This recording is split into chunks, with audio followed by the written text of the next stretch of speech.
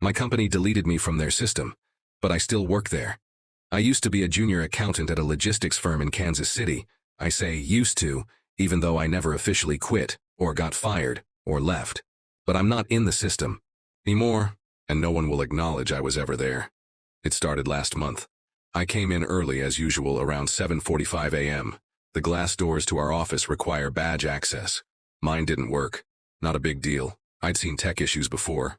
Buzzed security and explained. The guy on the intercom paused, then said, "What department are you with?" "Finance." "Name?" "Ethan Rowe." Silence then. "We don't have you listed." He still let me in after I showed him my driver's license. I figured it was a glitch. At reception I swiped in. Nothing. My name wasn't on the welcome terminal. Then I realized something even weirder. My desk was gone. Not like someone was using it, like it never existed. The cubicle was replaced with a coat rack and some office plants. I walked over to my manager, Carol. She looked up, confused. "Can I help you?" I laughed, thinking she was joking. "Yeah, it's me. Ethan? I think my badge got deactivated, or something." She blinked. "I'm sorry. Who are you here to see?" I just stared. "What do you mean? You've approved my timesheets for 9 months." She looked uneasy. "I've never seen you before."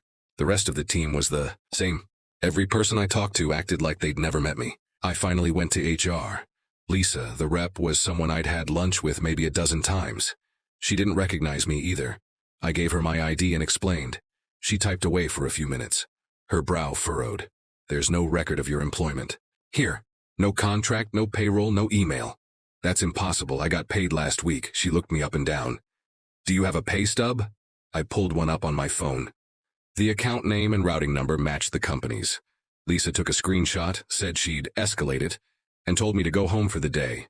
The next day, I came back. Security didn't let me in. I wasn't in their registry.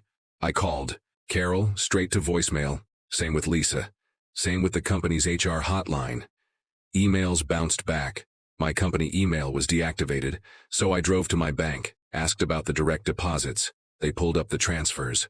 Company name was listed as KLF Logistics LLC, our parent company. But the contact info on the account didn't match the firm's. They said the sender was listed as Special Contractor Account 1137. I tried looking up the LLC number online. There's no such division registered in Kansas.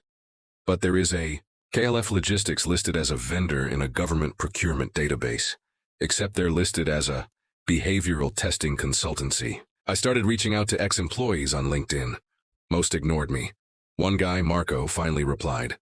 We had worked together on a few audits. I asked if he remembered me. His reply chilled me.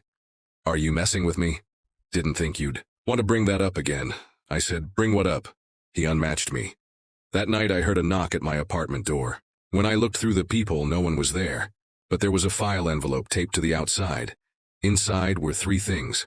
A printout of my own resume, with my name blacked out, a key card with no markings, a note, handwritten. It said, "Floor B2, 10 p.m., one time only." I recognized the key card. Same format we use at work. Only thing is, there's no B2 in our building directory. The elevator buttons stop at B1, the parking garage. That night, I went. I told myself I was just going to look. I used the key card. The reader flashed green. I hit B1 but held the B1 button and tapped the card again. Something clicked. The elevator descended. Longer than it should have. B2 was dark.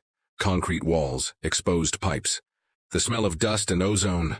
There were offices down there, empty desks, old computers. Everything covered in plastic. But the lights were on in one room. I walked in and saw my desk, my exact desk, same notepad, same half-used bottle of Tylenol, same framed photo of my dog. The screen was on. Open to a file I didn't recognize. Just strings of numbers and names. Hundreds of them. Every row marked monitor active, and at the bottom, one new line. Ethan Rowe. Monitor failed. Subject retained E. Backed out slowly. Something felt off. I felt watched. I didn't hear anything, but somehow knew I wasn't alone. I left and haven't been back. Since then, I've been getting strange calls. One ring, then silence. Sometimes I get texts with numbers I don't understand. Just today, I got a message from an anonymous number. "They're adjusting your timeline. Stay hidden."